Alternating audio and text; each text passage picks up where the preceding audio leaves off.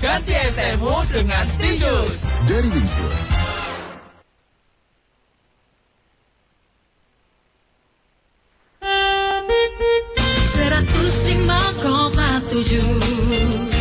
Radio Andika.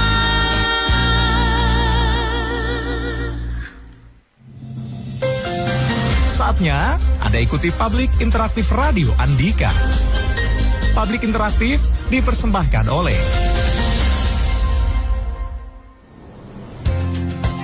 Rumah Sakit HVA Tulungrejo Pare, Rumah Sakit Umum Tipe C, sudah terakreditasi dengan layanan poliklinik umum, instalasi gawat darurat, instalasi rawat inap kelas 1, 2, dan 3, VIP dan VVIP. Ditunjang fasilitas laboratorium lengkap. Rumah Sakit HVA Tulungrejo Pare, pusat rujukan berkualitas, melayani peserta BPJS Kesehatan dan telah menjadi bagian PT Pertamina Bina Medica IHC. Siap dengan layanan unggulan, yak laser, biometri, tonometri, ESWL, dan lain-lain.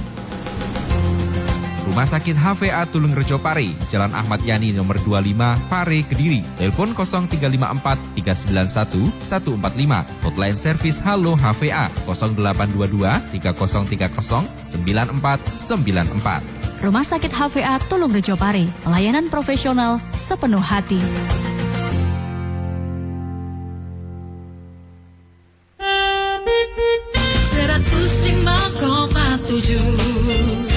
Radio Andika. Teman-teman, senang sekali pagi ini saya memandu Anda kembali di Public Interaktif bersama Rumah Sakit HVA Tulungrejo Pare. Hari ini kita akan berbincang mengenai deteksi dini dan stimulasi bahasa anak usia dini. Sudah hadir bersama saya di studio Radio Andika Mbak Laksmita Dwi, AMD TW, terapis wicara dari Rumah Sakit HVA Tulungrejo Pare. Mamita, apa kabar? Alhamdulillah baik. Mbak, mohon maaf ini mic-nya bisa lebih didekatkan ya di ya. Iya. Oke. Lama tidak berjumpa ya, Mbak? Lama sekali tidak bertemu. Baik, iya. Kemudian juga di sebelahnya ada Mbak Betty Susanti, staf pemasaran dari Rumah Sakit HVA Tulungrejo Pare. Mbak Betty, apa kabar? Alhamdulillah baik, Mas Adnan. Iya, sudah siap dengan info promo-promo dan juga layanan menarik dari Rumah Sakit HVA pasti ya? Pastinya, sudah siap insya Allah. Iya, kita tunggu nanti teman-teman informasi yang dibawa oleh Mbak Betty di akhir sesi. Tapi sekarang kita ke Mbak Mita dulu berkaitan dengan deteksi dini stimulasi bahasa anak usia dini. Ya. Jadi sebenarnya orang tua harus merasa khawatir begitu. Ini kapan dan deteksi yang seperti apa yang dibutuhkan untuk bisa memonitor tumbuh kembang perkembangan wicara pada anak ini, Mbak? Ya, baik. Deteksi dini ini untuk anak-anak prasekolah. Jadi anak-anak usia di bawah sebelum memasuki jenjang pendidikan. Jadi sebelum SD. Sebelum SD. Ya, karena kalau sudah masuk Balita? SD boleh bisa. Oke. Karena untuk deteksi dini ini yang baik itu dilakukan 3 bulan sekali. Pada anak usia 0 sampai 12 bulan. Jadi per 3 bulan itu kan sudah pasti ada perkembangannya. Jadi ada perkembangan motorik, ada perkembangan bicara. Motorik itu ada 2 juga, ada motorik kasar dan juga motorik halus. Iya. Kemudian ada bicara, kemudian juga ada emosi, sosial emosi. Jadi per 3 bulan pada anak usia 0 sampai 12 bulan itu sudah bisa dideteksi. Makanya sebagai orang tua, jadi kenapa saya sampaikan orang tua, jadi tidak hanya pada ibu saja. Jadi ayah juga harus aware dengan tumbuh kembang anak. Ya. Jadi supaya ada kolaborasi ya antara ayah ibu ya. Jadi terus kemudian untuk anak usia 1 tahun sampai anak usia 6 tahun itu dilakukan deteksi 6 bulan sekali. Gitu. Jadi kalau misal terdeteksi sejak dini untuk perkembangannya, maka untuk terapinya atau untuk treatmentnya nanti juga akan bisa lebih mudah. Hasilnya pun akan jauh lebih bagus daripada sudah terlambat. Oh iya ya. Lalu sebenarnya apa tujuan dari pelaksanaan deteksi dini ini, Mbak? Jadi untuk memeriksa penyimpangan. Jadi biar tidak terjadi penyimpangan pada tumbuh kembang anak-anak. Jadi misal katakanlah anak usia 3 bulan harusnya sudah bisa mengangkat kepala. Itu untuk motorik kasar ya. Jadi harus sudah bisa mengangkat kepala, tapi ternyata belum bisa mengangkat kepala. Kemudian misal orang tuanya ini kurang aware, jadi kurang bisa menyadari, nggak apa-apa wes nanti bisa sendiri kok. Nah itu jangan sampai terjadi. Karena apa? Salah ya itu ya justru. Ya, karena apa? Nanti itu akan berdampak juga pada perkembangan motorik halusnya. Kemudian juga akan berdampak pada perkembangan bicaranya. Nah biasanya orang-orang tua itu biasanya baru datang ke terapis bicara itu anak usia 5 tahun. Alasannya apa? Kok ini sudah mau masuk sekolah, nggak boleh masuk sekolahnya karena bicaranya begini-begini. Tapi tidak menyadari di bawah usia itu perkembangannya ternyata ada yang terlewati. Nah kita harus aware sebagai orang tua. Jadi nggak hanya mamahnya saja ya yang saya sampaikan. Jadi ayah itu juga sama. Seperti itu. Punya kepedulian terhadap tumbuh kembang dari si buah hatinya ya. Jadi dari 0 sampai 3 bulan itu juga harus diamati. Harus kalau misal takut nih, misal mau periksa ke dokter atau mau tanya-tanya sama dokter. Kita kan setelah ibu sejak hamil itu kalau ibu periksa ke puskesmas atau ke bidan sudah pasti kan dapat buku pink. Iya. Nah, buku pink di situ kan ada panduannya. Anak usia 0 sampai 3 bulan sudah bisa apa. Kalau misal kita nih malu nih atau takut mau konsultasi ke bidan atau ke dokter atau ke puskesmas dan lain sebagainya, bisa lihat panduannya di buku pink. Oke. Ya, kalau untuk lebih detailnya ya monggo harus konsultasi ke dokter. Gambaran supaya kita menjadi punya panduan atau pegangan bagi orang tua. Setidaknya gejala-gejala yang perlu diwaspadai atau hal yang perlu kita khawatirkan sejak dini ini apa, Mbak? Misalnya ada kondisi-kondisi tertentu yang ini sudah nampak nih di buah hati kita. Ini kira-kira harus berbuat seperti apa? Ini apa panduan supaya bisa menjadi bekal bagi orang tua, Mbak? Oke, untuk panduannya kembali lagi ke tahap tumbuh kembang anak. Jadi juga jangan disamakan dengan ini misal anak kedua. Anak yang pertama dulu tidak ada masalah keterlambatan perkembangan.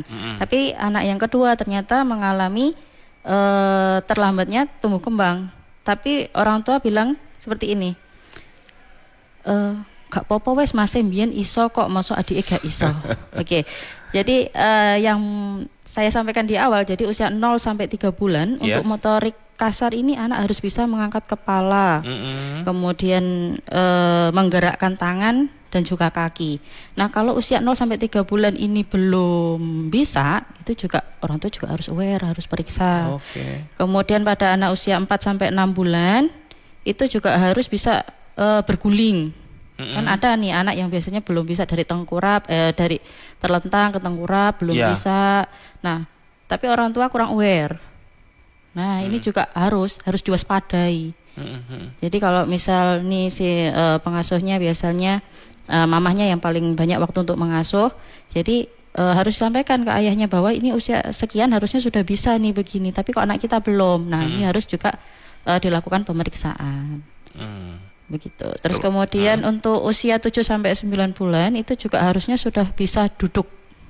Nah, ini kan banyak kan biasanya anak-anak belum bisa duduk, tapi anaknya biasanya sudah mintanya berdiri. Ada kan biasanya nggih. Jadi anak-anak harusnya tahapan itu tidak boleh dilewati ya? Ya, benar.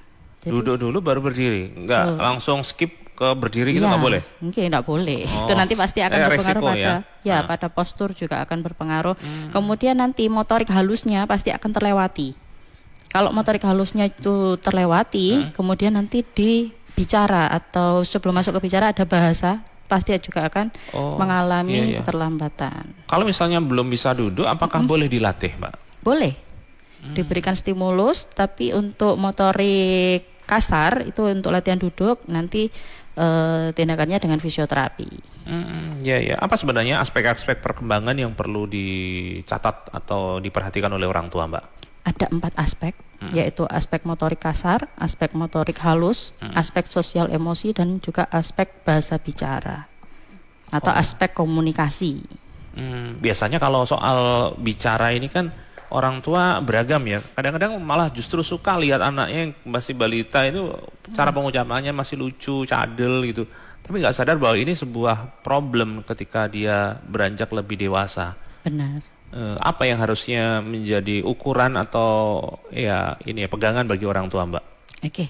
Kalau untuk bicara, sebelum masuk ke bicara kita harus pahami bahasa dulu.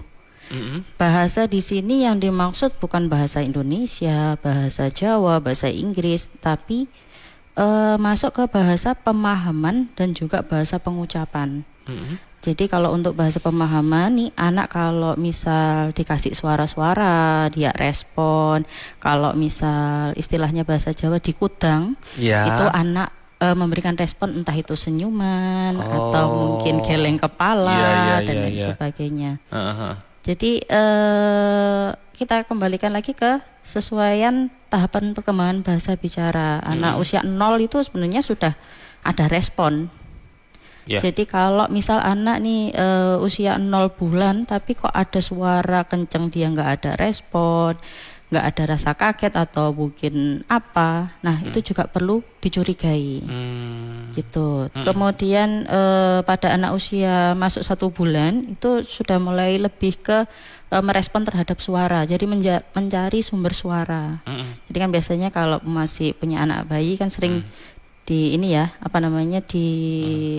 ade atau apa ya gitu kan, dia terus mencari sumber suara itu. Kalau diem aja bukan tipikal cuek ya. Bukan. Kemudian pada anak usia 2 bulan nih harusnya sudah mulai bisa membelai, jadi tangannya sudah mulai ada gerakan. Ada interaksi ya. Ya, jadi itu tadi kolaborasi antara motorik kasar dan juga perkembangan bicara. Makanya tadi kalau misal anak usia 0 sampai 3 bulan tadi belum ada indikasi itu tadi, ya pasti bicaranya juga pasti ada keterlambatan itu tadi untuk perkembangannya. Oke, teman-teman, sebelum terlambat, kalau Anda mendeteksi ada hal-hal yang mencurigakan, dalam arti yang kita ingin mendeteksi atau upaya antisipasi terhadap buah hati kita, teman-teman bisa langsung interaksi bersama dengan narasumber Mbak Laksmita Dwi, AMDTW, terapis wicara dari Rumah Sakit HVA Tulungarejo Pare. 0811 345 4000, 0811 345 4000. Tema kita hari ini deteksi dini dan stimulasi bahasa anak usia dini. Kita ke gatekeeper, Ayah. Pak Yonatan mengirimkan video jalur piket 0 aman. Saat ini perjalanan Tulungagung menuju Jember. Bu Arina, posisi ada di Garum Blitar, cuaca cerah, matahari bersinar terang. Saat ini sedang mendengarkan Radio Andika sambil beraktivitas di dapur, menyiapkan pesanan untuk anak-anak TK Pondok. Pak Putra, mohon informasi lalu lintas dari Blitar ke Surabaya via Malang. Apakah ada titik pengaspalan atau kendala yang lain yang perlu dihindari? Oke, geser ke Sofi. Mbak Dita di Pakunden Kota Kediri ini menanyakan, anak saya berusia 5 tahun 10 bulan. Saat umur 2,5 tahun dinyatakan speech delay karena kurang stimulasi. Akhirnya terapi, tapi selama 1 tahun belum ada perkembangan berarti. Akhirnya saya hentikan.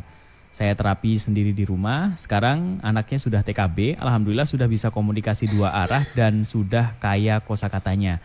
Tapi ngomongnya masih belum jelas dan kalimatnya belum tertata dibandingkan adiknya yang berusia 4 tahun 7 bulan. Apakah saya perlu periksa atau terapi lagi ya, mengingat usianya sudah hampir 6 tahun? Baik, kita akan ikuti pembahasannya sesaat lagi ya teman-teman. Rumah Sakit HVA Tulungarejo Pare, Rumah Sakit Umum Tipe C, sudah terakreditasi dengan layanan poliklinik umum, instalasi gawat darurat, instalasi rawat inap kelas 1, 2, dan 3, VIP dan VVIP. Ditunjang fasilitas laboratorium lengkap. Rumah Sakit HVA Tulungarejo Pare, pusat rujukan berkualitas, melayani peserta BPJS Kesehatan dan telah menjadi bagian PT Pertamina Bina Medica IHC. Siap dengan layanan unggulan, yak laser, biometri, tonometri, ESWL, dan lain-lain. Rumah Sakit HVA Tulungrejo Pare, Jalan Ahmad Yani nomor 25, Pare, Kediri. Telepon 0354 391 145. Hotline servis Halo HVA 0822 3030 9494. Rumah Sakit HVA Tulungrejo Pare, pelayanan profesional sepenuh hati.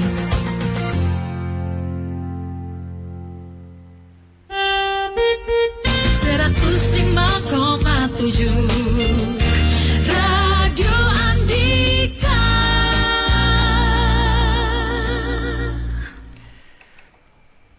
Mbak Mita silakan bisa ditanggapi. Ya, untuk anak usia 5 tahun dengan kondisi yang seperti itu perlu untuk pemeriksaan ulang. Jadi dan juga perlu terapi juga karena usia 5 tahun harusnya sudah tata bahasanya sudah lebih baik. Tapi kalau misal Nyun Sewu dibandingkan dengan adiknya tadi saya kurang setuju. Kenapa? Karena setiap anak itu punya ciri khas sendiri-sendiri. Jadi kita saja sebagai orang dewasa tidak mau dibandingkan antara A dengan B. Saya sama Mbak Betty sudah pasti tidak mau dibandingkan. Walaupun itu adik kakak, jadi sebaiknya tidak membandingkan juga. Tapi kita perlu menggali lagi. Oh, ini anak usia 5 tahun memang harusnya belum seperti ini, belum bisa seperti ini. Berarti kita coba lihat di perkembangan bahasa bicara, tabelnya sudah sesuai atau belum. Tapi kalau seperti yang disampaikan itu memang masih belum sesuai dengan tahapan usianya. Perlu dilakukan tindakan untuk terapi. Apakah yang sudah lancar, misalnya cicus kayak ceriwis begitu, anak itu termasuk memiliki kecerdasan bahasa ya Mbak ya? Belum tentu. Tapi berarti pembendaraan tersebut, pembendaraan katanya sudah sangat banyak. Itu dikembalikan lagi ke tahapan perkembangan bahasa bicara. Setiap anak di setiap usianya per bulan atau tahunnya itu sudah ada perkembangannya masing-masing. Kalau misal sampai di batas usia maksimalnya belum sesuai dengan tahapan usianya, berarti kita harus kejar keterlambatannya itu sampai di usia berapa.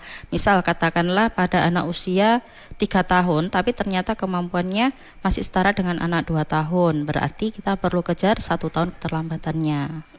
Kemudian kalau misal sudah usia 3 tahun, tapi kemampuan bahasanya sudah melebihi anak usia 5 tahun, itu tidak masalah. Tapi kita juga perlu cek motorik halusnya ataupun motorik kasarnya pernah ada yang terlewati atau tidak, karena nanti masuk di anak sudah usia sekolah biasanya nanti ada pembelajarannya ketika sudah masuk sekolah itu dia ada masalah problemnya biasanya juga ditemukan. Jadi kalau misal dia pintar berbicara atau cacis-cus seperti yang Nyana sampaikan, itu belum tentu nilai intelijensinya lebih tinggi.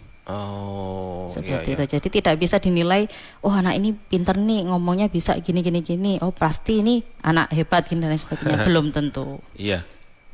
Baik. Tetapi kalau yang disampaikan oleh Mbak Dita tadi, 5 tahun itu standar ukurannya apakah memang bisa merangkai kata seberapa banyak, Mbak? Untuk tahapan usia 5 tahun itu harusnya sudah bisa 6-7 kata dalam satu kalimat atau sudah bisa bercerita. Sudah bisa ya? Ya, terus kalau untuk kejelasan bicaranya itu kurang lebih 80% dapat dimengerti orang lain untuk usia 5 tahun. Memang ada beberapa artikulasi atau konsonan itu yang masih belum jelas. Seperti biasanya yang paling sering ditanyakan ini adalah konsonan R. Sudah usia 5 tahun belum bisa R ya Mbak, kok masih L gitu, atau masih N atau masih diganti dengan pelo istilahnya yang gitu ya. Iya benar. Ada sebagian orang tua yang berkomunikasi dengan anak kecil itu dengan agak dipelo-pelokan begitu istilahnya. Apakah itu berpengaruh juga terhadap tumbuh kembang kemampuan bicara anak? Sangat berpengaruh.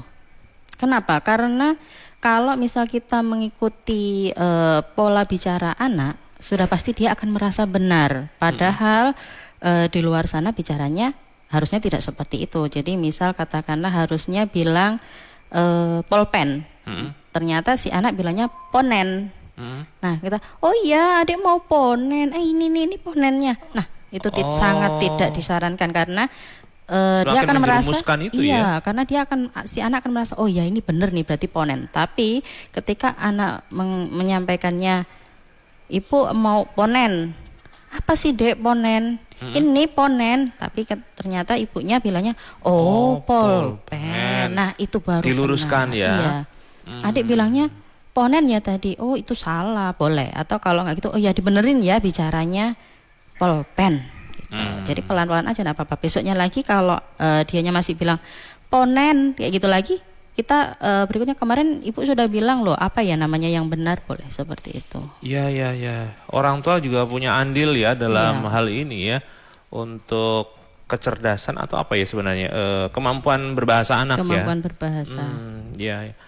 Ini teman-teman, kalau Anda punya pertanyaan seputar bagaimana deteksi dini dan stimulasi bahasa pada anak usia dini, silakan Anda bisa sampaikan pertanyaan sekarang juga 0811 345 4000, 0811 345 4000, atau tuliskan di kolom komentar tayangan Andika TV yang ada di Facebook Agi 243. Nanti akan ditanggapi oleh Mbak Laksmita Dwi, AMD TW, terapis wicara dari Rumah Sakit HVA Tulung Rejo Pare. Sebenarnya hal-hal yang selain tadi yang disebutkan pola cara bicara orang tua yang nggak boleh ngikut arus terhadap anak, adakah kesalahan-kesalahan yang sering terjadi dialami orang tua ini justru makin menjauhkan dari tujuan kemampuan bahasa anak ini, Mbak? Ada. Ini kebiasaan memanjakan anak. Memanjakan bukan berarti kan ini anakku Mbak, masa nggak boleh aku manja, bukan hal memanjakan yang seperti itu. Tapi ketika anak misal nih masih dalam tahap harusnya usia 1 tahun sudah bisa 1 kata nih, tapi dia masih minta sesuatu, masih tunjuk-tunjuk aja, tunjuk nanti sama orang tuanya dikasih. Nah, nggak mau mengungkapkan. Ya, jadi kemudian kalau misal yuk bilang dulu minum, adik mau minum, tapi ternyata si anaknya nggak mau nih bilang minum, nangis. Akhirnya yaudah nih dikasih sama mama minum. Nah itu juga kurang tepat. Jadi ketika anak merengek meminta sesuatu itu, biarkan dulu dia meregulasi emosinya. Jadi biarkan aja, nggak masalah. Yang penting dijauhkan dari hal-hal yang membahayakan. Makanya sering kita jumpai mungkin di sosial media ya, ada yang orang tua berdiri di dekatnya anak ketika anak sedang tantrum, baik itu di tempat umum, di pinggir jalan atau di sebuah toko, orang tuanya hanya diam, tapi orang lain yang melihat ngesakno loh anak ini dan lain sebagainya, kok orang tuanya menengai, kok tego, kok cetek. Iya. Nah itu sebenarnya cara orang tuanya mendidik agar anaknya tidak selalu ketika minta sesuatu dituruti. Ya. Jadi biasanya nenek nggih nyun sewu. Kakek nenek ini biasanya yang paling sering misal kok arek digawe nangis. Oh iya, gak tegaan ya sama cucu mesti ya. Betul. Jadi hal-hal seperti itu, hal dimanjakan seperti itu yang perlu dihindari, kecuali kondisi anak memang nangisnya karena kesakitan atau sedang dalam kondisi yang membahayakan.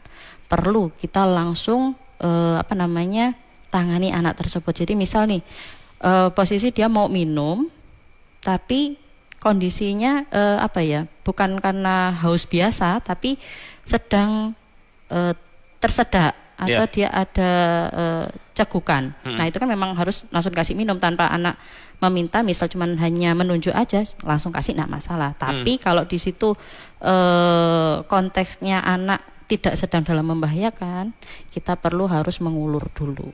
Jadi tidak langsung dikasih, setiap anak minta langsung dikasih. Ukuran untuk melatih kemandirian itu bagaimana sih Mbak? Adakah karena khawatir orang tua juga begini ya, dipandang cuek atau tegaan gitu ya. Ini ada ukuran nggak sebenarnya? Sampai batas apa begitu? Sampai batas itu tadi, anak sudah mulai bisa memahami bahwa aku perlu berbicara untuk mendapatkan sesuatu. Oke. Jadi kalau misal anak sudah bisa nih, mama, adik minta minum, oke sudah cukup. Jadi kita tidak perlu ketika dia merengek dan lain sebagainya, kemudian kita tidak memberi. Tapi ada catatannya itu tadi, ketika dia merengeknya itu ada tujuannya. Iya. Kecuali dalam situasi emergensi memang harus ya. Iya. Baik, teman-teman. Kita akan lanjutkan perbincangan kita bersama dengan narasumber Mbak Laksmita Dwi, AMDTW, terapis bicara dari Rumah Sakit HVA Tulung Rejo Pare, membahas tema deteksi dini dan stimulasi bahasa anak usia dini.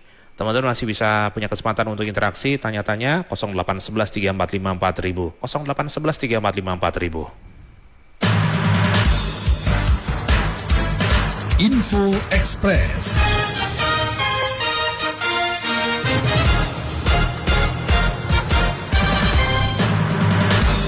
Otoritas Jasa Keuangan OJK memastikan kebijakan hapus buku dan hapus tagih kredit macet UMKM di bank-bank pemerintah akan diperkuat agar lebih efektif. OJK menilai aturan ini penting agar penyihatan kredit bisa berjalan tanpa menghambat penyaluran pembiayaan baru. OJK Menurut Ketua Dewan Komisioner OJK Mahendra Siregar telah menyampaikan usulan penguatan aturan kepada sejumlah kementerian termasuk Menko Perekonomian, Menkop UKM, Menkumham, dan Mensesnek. Langkah ini dilakukan agar proses penyelesaian kredit macet di bank pemerintah bisa lebih cepat dan efektif. Info Express, persembahan PT Irfai Group, developer terpercaya untuk Indonesia, menyediakan hunian berkualitas dan berkelas. PT Irfai Group, partner terpercaya mewujudkan hunian idaman Anda. Informasi klik irfaigroup.com.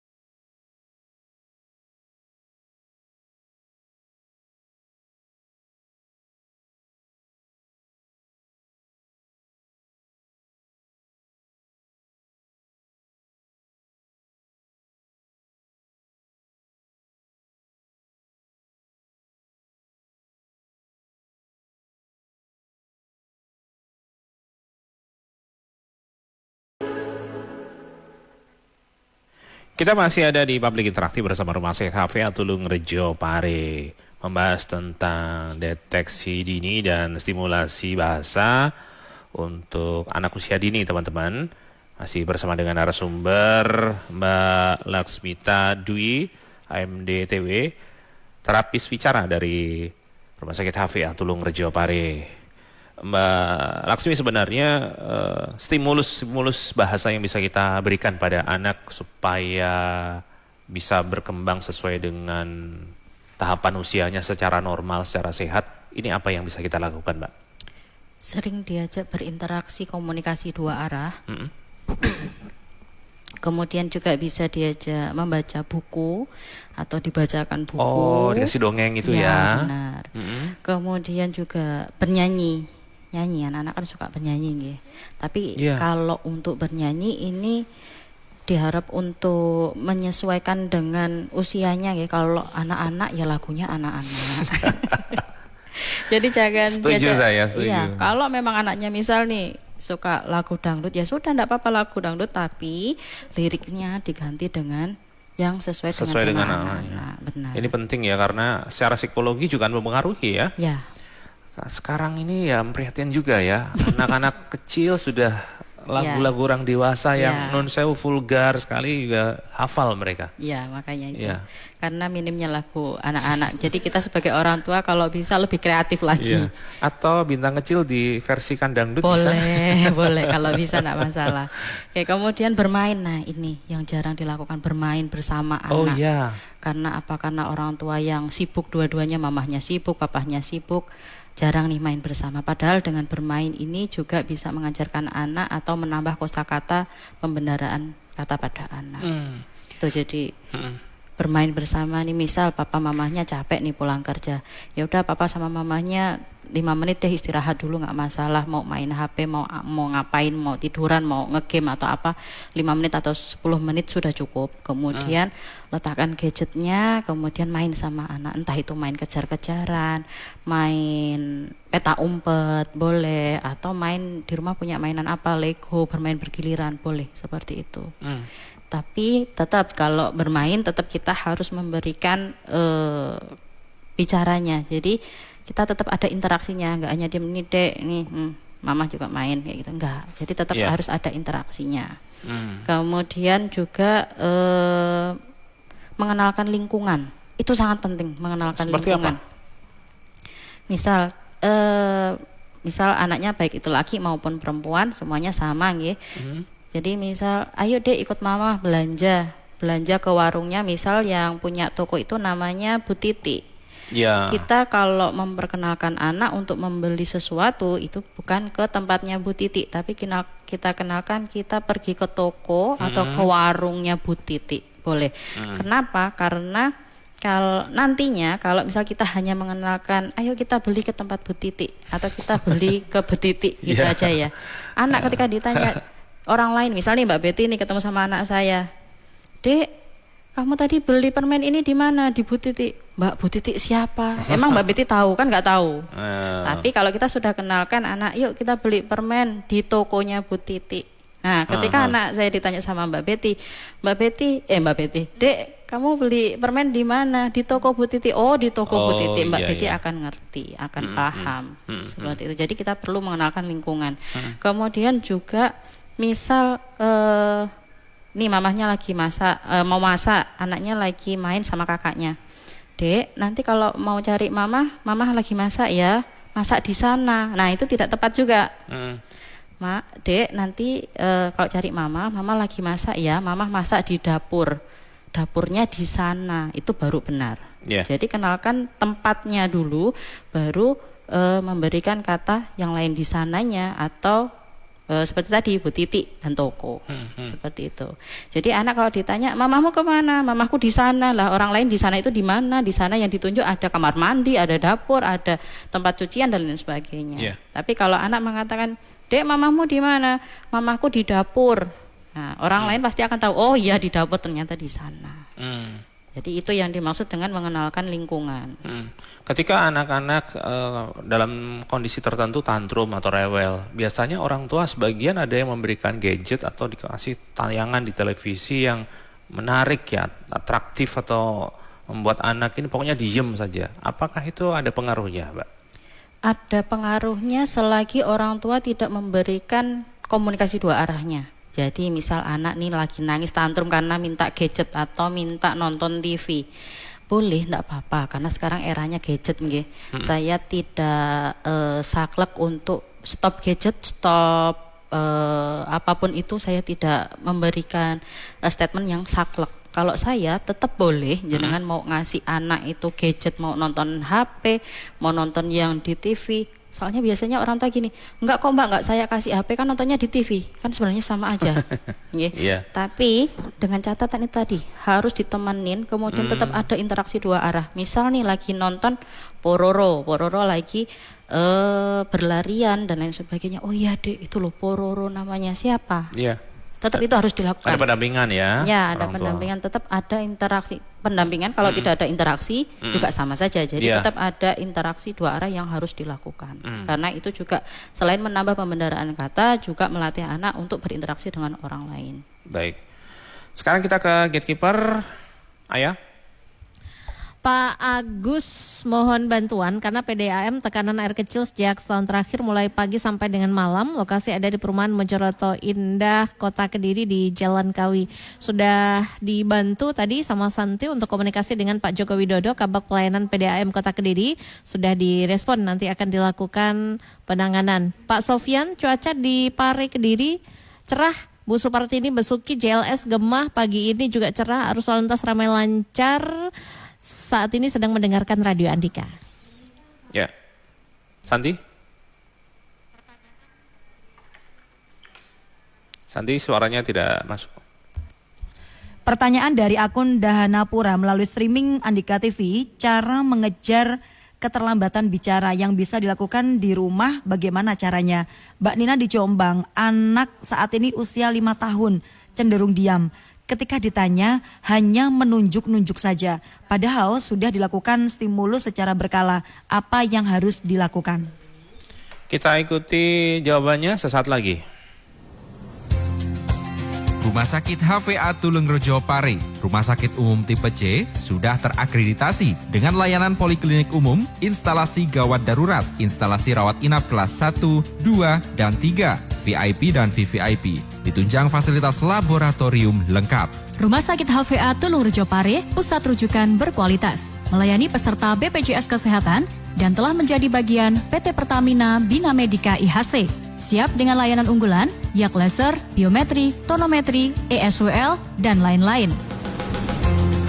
Rumah Sakit HVA Tulungrejo Pare, Jalan Ahmad Yani nomor 25, Pare, Kediri. Telepon 0354 391 145. Hotline service Halo HVA 0822 3030 9494. Rumah Sakit HVA Tulungrejo Pare, pelayanan profesional sepenuh hati.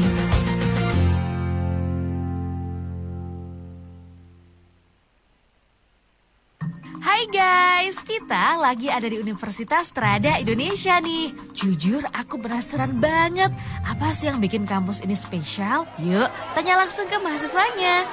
Teman-teman, menurut kalian apa sih yang paling keren dari Universitas Trada Indonesia? Kalau aku sih suka sama dosen-dosennya. Mereka nggak cuma ahli, tapi juga super ramah. Yang pasti, akreditasinya juga sudah unggul loh. Dan banyak mencetak mahasiswa berprestasi. Fasilitasnya lengkap banget. Ruang kelas nyaman, laboratorium canggih, perpustakaannya juga kece. Oke guys, sekarang udah pada tahu kan kenapa Universitas Trada Indonesia keren banget. Banyak pilihan prodinya loh. Cek websitenya di strada.ac.id atau follow Instagramnya di @universitastrada. Telepon di 0811 3500 876. Jangan lupa daftar sekarang juga ya. Universitas Trada Indonesia. Inovatif, adaptif, kompeten. 105,7 Radio Andika. Silakan Mbak Laksmi, bisa ditanggapi pertanyaan yang masuk tadi. Baik. Yang usia 5 tahun dulu nggih. Yang usia 5 tahun itu kalau masih hanya menunjuk saja, hanya Mbak, ngapunten bisa ini ya. Kalau hanya masih menggunakan gestur, itu berarti perlu tindakan lebih lanjut. Jadi perlu pemeriksaan ke dokter spesialis anak, kemudian nanti ke terapi bicara atau okupasi terapi. Karena kalau usia 5 tahun masih menunjuk ini kemungkinan besar gimana ya menyampaikannya, keterlambatannya ini berarti ya sudah jauh. Kalau hanya masih menggunakan gestur, kenapa? Karena pada nggak ada ungkapan verbal ini, nggak ada. Kalau masih dengan menunjuk aja, dengan menggunakan gestur aja, itu masih setara dengan anak usia kurang lebih 1 atau 2 tahun. Padahal 2 tahun usianya itu 5 tahun ya? Iya, 2 tahun itu masih menggunakan gestur, tapi hanya di saat-saat tertentu saja. Kata harusnya sudah mulai bisa. 2 tahun itu sudah sudah bisa memadukan 2 kata. Jadi kata benda dan kata kerja. Kalau sudah 5 tahun masih menggunakan gestur aja, monggo segera dilakukan pemeriksaan lebih lanjut agar tindakannya juga bisa lebih semakin ditunda semakin agak sulit nanti penanganannya ya. Benar. Kemudian tentang tadi cara mengejar keterlambatan bicara yang bisa dilakukan di rumah. Untuk mengejar keterlambatan bicara ini kembali lagi harus disesuaikan dengan usianya. Usia berapa yang harus dikejar. Kalau misal anaknya usia 1 tahun, kemudian masih setara dengan anak usia setengah tahun, berarti ada 6 bulan yang tertinggal. Nah, 6 bulannya itu yang perlu kita kejar itu adalah sering mengajak komunikasi 2 arah. Jadi entah itu dipanggil namanya siapa, kemudian kasih tahu, misal sambil makan nih, oh ya dek nih, adik mau makan, adik makan nasi, ini mama masak wortel, masak tempe, masak telur dan lain sebagainya, kita kenalkan. Nah, makanya kalau misal ditanya bagaimana cara mengejar keterlambatan, saya kembali bertanya usia berapa keterlambatannya. Nanti kita bisa sesuaikan dengan tahapan usianya yang perlu dikejar yang di tahap mana. Mbak Laksmi, banyak pertanyaan yang tadi disampaikan, rata-rata memang orang tua kadang-kadang telat mendeteksi itu ya. Kemudian apa yang bisa dilakukan setidaknya bisa menjadi awareness begitu bagi orang tua. Oh, ini indikator anak saya sehat atau ada sesuatu yang mengkhawatirkan, ini saatnya bagaimana dan kemudian langkah-langkah selanjutnya seperti apa, atau mungkin juga latihan-latihan yang bisa dikembangkan di rumah sendiri. Oke, yang pertama itu orang tua harus tahu tahapan perkembangan anak. Kalau misal males nih ke posyandu, biasanya vaksinnya langsung ke dokter spesialis anak. Ya sudah, tanya aja ke dokter spesialis anak, atau kalau enggak gitu googling. Nah, sekarang kan media kan banyak ya, ada TikTok, ada Instagram dan lain sebagainya. Itu kita bisa memanfaatkan. Karena pasti di sana juga ada yang memberikan informasi tentang tahapan perkembangan baik itu motorik maupun perkembangan bahasa bicara. Terus kemudian kalau untuk bicara ini, sebelum kita masuk ke bicara atau masuk ke bahasa, kita juga harus, yang paling utama itu kita harus memahami perkembangan motorik. Itu yang paling utama. Kenapa? Karena motorik itu sangat berpengaruh ke perkembangan bahasa bicara anak. Motorik kasar, motorik halusnya terlewati, sudah pasti bicaranya akan mengalami keterlambatan juga. Jadi sebagai orang tua ya memang harus lebih tahu. Jadi kita sebagai orang tua baru, kita harus tahu dulu nih perkembangan anak itu nanti usia 0 itu sudah bagaimana. Pengetahuan, pokoknya kita pengetahuan itu kita harus utamakan dulu. Jadi nyun sewu nggih, kita kalau mau punya anak itu jangan hanya aku mau punya anak aja. Anak itu yang penting makan minum. Tidak seperti itu. Tapi kita juga harus memperhatikan semuanya, baik itu motorik kasarnya, motorik halusnya, bicaranya. Jangan sampai misal nyon sewu jenengan datang ke kami, keluhannya yang dikeluhkan anak saya usia segini belum bisa ngomong. Saya pengennya anak saya bisa ngomong tanpa jenengan menyadari ada keterlambatan motoriknya. Kalaupun misal nyun sewu ada keterlambatan motoriknya, kemudian datang ke terapi wicara, sudah pasti nanti dari terapi wicara kita akan berikan edukasi untuk ke latihan motorik kasar atau motorik halusnya, karena step ini masih belum tertangani. Jadi kalau mau langsung masuk terapi wicara masih belum bisa. Artinya memang ada korelasi antara keduanya ya. Tidak hanya dikejar bahwa bicara ini karena masalah bicara, tetapi ada motorik kasar yang juga harus ada dilakukan penyeimbangan juga ya. Iya. Iya. Ini yang perlu menjadi catatan kita. Nanti kalau menemui satu hal yang mungkin sudah mengkhawatirkan, langkahnya seperti apa, Mbak? Kalau sudah sangat mengkhawatirkan, apa-apa langsung datang ke terapi wicara, nanti kita berikan asesmen, kemudian nanti kita berikan edukasi harus langkah apa yang perlu dilakukan. Jadi pemeriksaan kemana saja yang perlu dilakukan itu nanti juga pasti kami akan memberikan edukasinya. Orang tua juga harus memperkaya literasi itu ya. Dan juga orang tua nyun sewu kalau sudah datang ke terapi wicara, ekspektasinya jangan terlalu tinggi. Maksudnya begini. Kenapa, Mbak? Maksudnya begini nih, anak saya sudah terapi nih 3 bulan kok nggak ada perkembangan sama sekali. Padahal nih terapi bicaranya katanya sudah senior, sudah begini. Nah, kita kembalikan lagi, setiap anak itu punya kelebihan dan kekurangannya masing-masing. Misal si A nih, misal dengan diagnosa yang sama, speech delay. Anaknya datang sama-sama bareng, datang asesmennya bareng. Kok yang ini terapi 3 bulan sudah oke, kok anakku 3 bulan belum? Si A ternyata dia memiliki keunggulannya, dia ada di sosialisasi yang bagus, sehingga dengan terapisnya dia langsung aware, langsung baik. Akhirnya terapisnya bisa memberikan program langsung sesuai dengan tujuan. Nah, beda dengan si B ternyata punya sosialisasi yang minim. Jadi ketemu orang baru nih dia masih takut, masih nangis, masih marah dan lain sebagainya. Kita harus tenangkan anak dulu. Kita harus berkenalan dulu sama anak. Kita harus penyesuaian dulu sampai anak bisa merasakan zona nyaman. Kalau anak sudah merasakan zona nyaman, anak sudah bisa baik, baru kita bisa masuk ke program terapinya. Beda kan? Betul. Nah, seperti itu. Terus kemudian juga dipengaruhi dengan PR yang diberikan terapis di rumah dilakukan enggak sama orang tua. Si A ternyata orang tuanya lebih kooperatif nih. Anaknya tidak hanya datang terapi, tapi di rumah juga PR-nya dikerjakan, dilakukan, diberikan stimulus lebih dan lain sebagainya.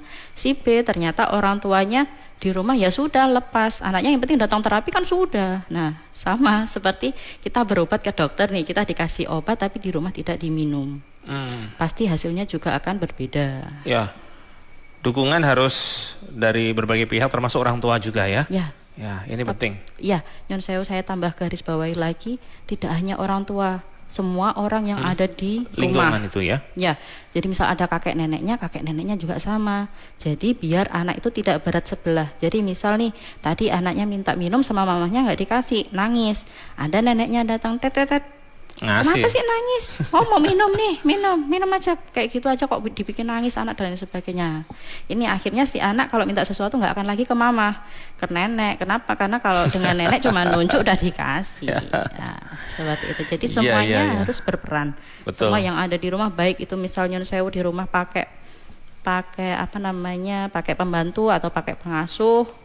Ya itu juga sama, pengasuh juga harus sama seperti itu. Kakek, nenek, tante, om atau siapapun yang ada di rumah juga harus sama. Baik.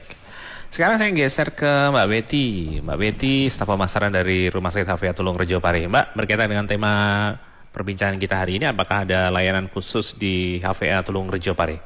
Oke Mas Adnan, jadi untuk terapi wicara ini kita ada di Rumah Sakit Tulung Rejo mulai dari hari Senin sampai dengan hari Sabtu. Jadi untuk mungkin yang membutuhkan terapi wicara sesuai dengan indikasi yang sudah diberikan tadi dari Mbak Laksmita ya. Jadi kalau di Rumah Sakit Tulung Rejo itu kita ada di hari Senin sampai dengan hari Jumat mulai dari jam 8 pagi sampai jam 6 malam. Nah kalau di hari Sabtu dari jam 8 pagi sampai di jam 2 siang. Nah, cuman untuk fisioterapi untuk terapi wicara di Rumah Sakit Tulungarejo ini di setiap sesinya tuh sudah ada jadwalnya Mas Adnan. Jadi bukan langsung ya ucuk-ucuk datang mau terapi gitu ya. Itu kan sudah ada jadwalnya untuk dilakukan terapi wicara. Jadi dipastikan dulu untuk teman-teman semuanya di Radio Andika yang mau ke fisioterapi Rumah Sakit Tulungarejo untuk appointment dulu. Untuk appointment dulu, nanti setelah appointment akan dibikinkan jadwal. Jadi nanti datangnya sesuai dengan jadwalnya, nggak antri. Terus nanti menghindari anak juga tantrum ya kalau lama-lama ya. Kita bisa menghubungi di nomor 0821 4071 1288, 0821 4071 1288. Dan tentunya terapi wicara di Rumah Sakit Tulungarejo juga menerima BPJS maupun biaya mandiri. Nah, itu sih Mas Adnan kalau berkaitan dengan terapi bicara tadi. Nah, kemudian ini yang lagi happening dan baru saja dirilis dari Rumah Sakit Tulungarejo, kita sudah bisa untuk USG 4 dimensi Mas Adnan. Wah, keren ini. Alhamdulillahnya sudah bisa USG 4 dimensi dan ini baru dirilis untuk promonya Mas Adnan. Tentunya kita punya special price yaitu di Rp325.000 aja sudah bisa menikmati USG 4 dimensi di Rumah Sakit Tulungarejo. Sudah termasuk dengan konsultasi dokter spesialis dan juga multivitamin, dapat all file foto dan juga video USG serta nanti ada 1 cetakan dan juga dapat 1 souvenir mug gitu. Untuk informasi lebih lanjut nanti bisa menghubungi personal maternity official kami di nomor 0812 5923 577. Itu sih Mas Adnan untuk hari ini. Ya. Sukses terus untuk teman-teman HVA Tulungarejo Pare. Mbak Betty terima kasih. Ya, makasih Mas Adnan. Mbak Laksmita juga terima kasih. Kita ketemu lagi di lain kesempatan ya. Oke. Teman-teman, itu tadi perbincangan kita bersama tim dari Rumah Sakit HVA Tulungarejo Pare membahas tema hari ini, deteksi dini dan stimulasi bahasa anak usia dini. Narasumber kita Mbak Laksmita Dwi, AMDTW, terapis wicara, dan juga Mbak Betty Susanti, staf pemasaran dari Rumah Sakit HVA Tulungarejo Pare. Baru saja Anda ikuti Publik Interaktif Radio Andika. Publik Interaktif dipersembahkan oleh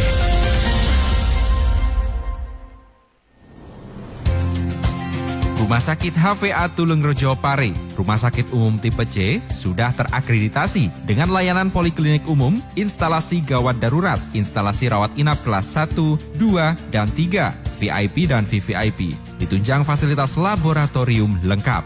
Rumah Sakit HVA Tulungarejo Pare, pusat rujukan berkualitas, melayani peserta BPJS Kesehatan dan telah menjadi bagian PT Pertamina Bina Medica IHC. Siap dengan layanan unggulan, yak laser, biometri, tonometri, ESWL, dan lain-lain. Rumah Sakit HVA Tulungarejo Pare, Jalan Ahmad Yani nomor 25, Pare, Kediri. Telepon 0354 391 145. Hotline service Halo HVA 0822 3030 9494. Rumah Sakit HVA Tulungarejo Pare, pelayanan profesional sepenuh hati.